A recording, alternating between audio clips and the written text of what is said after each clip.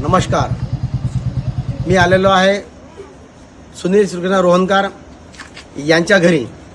यायचं मुख्य कारण म्हणजे या ठिकाणी कोजागिरी निमित्त यांनी महालक्ष्मीची स्थापना केली होती.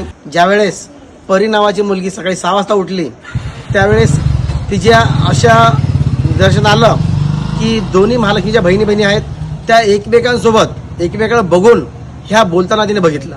तर त्यासाठी आपण चला परीसोबत बोलूया आणि पूर्ण हकीकत जाणून घेऊया. नमस्कार मित्रांनो, ही आहे परी. बेटा तो कोणत्या वर्गामध्ये शिकत आहे सध्या? 5th स्टँडर्डला. अच्छा, तुमच्या घरी महालक्ष्मी माताची स्थापना किती वर्षापासून होत आहे? 7 वर्षापासून. अरे वा, खूप छान. ज्यावेळेस तुम्ही महालक्ष्मी स्थापना करता तर महालक्ष्मी स्थापना करण्यासाठी तुम्ही कशा प्रकारची पूर्ण तयारी करता? माझ्या मावशीच्या घरी महालक्ष्मी असतात तर माझी मावशी स्वच्छता ठेवते घराची आणि मग डेकोरेशन करून चांगलं बसवते. या विविध प्रकारचे पदार्थ आम्ही तयार करतो या महालक्ष्मी माता प्रसन्न होण्यासाठी. आम्ही सतत 3 दिवस भक्तिभावाने महालक्ष्मी माताची पूजा अर्चना करतो. एक उत्साहाचं वातावरण आमच्या परिवारामध्ये असते. अच्छा परी, तू सकाळी ज्यावेळेस 6 वाजता उठली आणि ज्यावेळेस तू महालक्ष्मी माताकडं दर्शनाकडे आली त्यावेळेस तुला काय जाणवलं?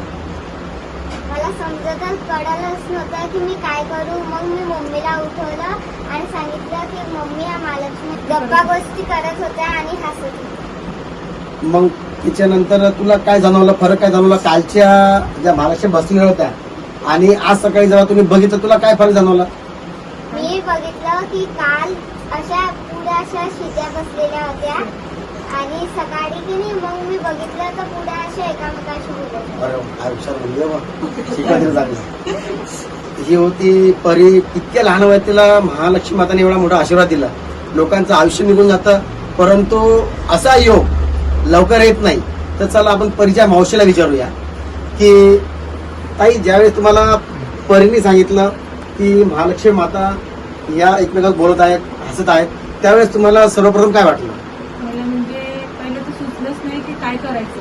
म्हणजे कोणाला सांगू, कोणाला बोलू, म्हणजे असं वाटलं की काही चुकलं का, असं म्हणजे असं विचित्रसारखं वाटलं की एकदम झालं कसं. कारण की मी तर काही बघितलं नव्हतं. ताईच्या मुलीने बघितलं आणि ताईने बघितलं. ताईने म्हणजे एकदम उठून हात जोडले आणि म्हणत होती की एकदम कसं काय घडलं बा ताई अशी बोलली. मग त्याच्यानंतर मी पण असं हातपाय पण हालायला लागले. मला असं वाटलं माझ्याकडे काही चुकलं.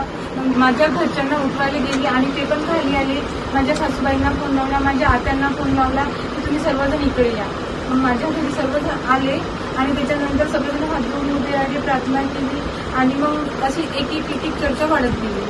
अच्छा, म्हणजे या 7 वर्षामध्येच तुम्हाला महालक्ष्मी मातांनी चमत्कार झाला? या 7 वर्षामध्ये चमत्कार म्हणजे कारण की मी कबूल केल्या होत्या. माझं भाड्याचं घर आहे की मी 5 वर्षाचे बसते.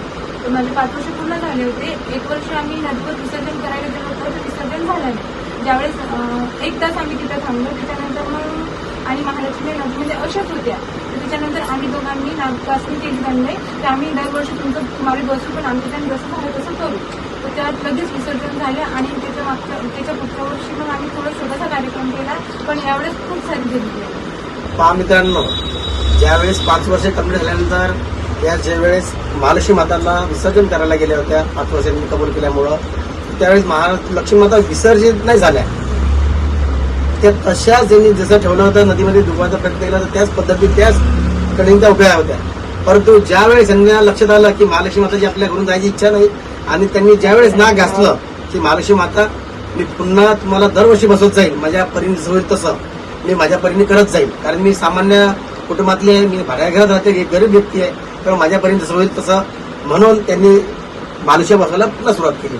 आणि महालक्ष्मी माताला कुठेतरी चमत्कार दाखवायचा असेल त्यामुळं तुम्हाला बसवण्यासाठी महालक्ष्मी मातांनी तुम्हाला सरप्राईज दिलं, पसरलं की महालक्ष्म्यांनी सोबत बोलल्या, चर्चा केली, हसल्या, एकमेकांसमोर बघून त्या उभ्या आहेत. तर शेगावचे बहुतांश लोक यांच्या ठिकाणी दर्शनासाठी आले आणि मनोभाव महालक्ष्मी मातेची पूजा केली. तर एक योगायोग म्हणा, एक साधारण परिवारातले असलेले आमच्या या ताई की ज्यांच्या घरी आज महालक्ष्मी मातांनी एवढं मोठं त्यांचं रूप दाखवलं. जवळजवळ बऱ्याच वर्षापासून आपण माझ्या पाहण्यात असं आढळलं, साधारण 5-6 वर्षामध्ये, की अशा प्रकारची घटना शेगाव शहरात कदाचित घडलेली नसेल. घडली असेल तर मला माहित नाही, परंतु आज जी महालक्ष्मी माताने जे रूप दाखवलं ना, जो महालक्ष्मी माता जी प्रसन्न झाली, कदाचित आज या परिवाराला जो आनंद झाला, जो उत्साह इतका प्रचंड झाला की खूपच. त्यामुळं या महालक्ष्मी माताचं रूप पाहण्यासाठी यांच्या घरी साधा चौक या ठिकाणी राहतात, या ठिकाणी सगळे आले आणि महालक्ष्मी माता दर्शन घेतलं. नक्कीच महालक्ष्मी माता तुमच्यावर प्रसन्न असेल, जेणेकरून तुम्हाला महालक्ष्मी माता या ठिकाणी दर्शनाचा हा योग दिला. आणि परीचं खास करून मी कौतुक करेन की इतकी लहान असल्या सुद्धा इतक्या चांगल्या प्रकारे बोलली. तिचा भविष्य पण उज्ज्वल आहे. तुला देवीमाताने चमत्कार दाखवला, तर भविष्यात चांगलं शिक्षण घे. देवीमाता नक्कीच मोठ्या पदावर बसवल्याशिवाय राहणार नाही असं मला वाटतं, अशी आशा पण व्यक्त करतो. आणि मी सुद्धा महालक्ष्मी दर्शन घेतो. युवा न्यूजसाठी विजय यादव, शेगाव.